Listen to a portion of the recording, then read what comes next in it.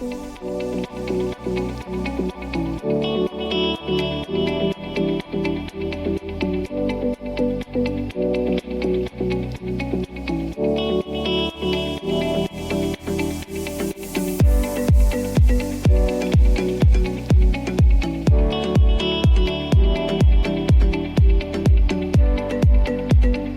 us a bit of a flavour of it. What were you guys talking about today? So it was kind of just talking about our digital transformation journey. So talking about the importance of IoT, cloud and big data, and how we've kind of grown as a company and our digital technology projects over the last 2 years at NGF. And how people can really translate that through their SMEs as well.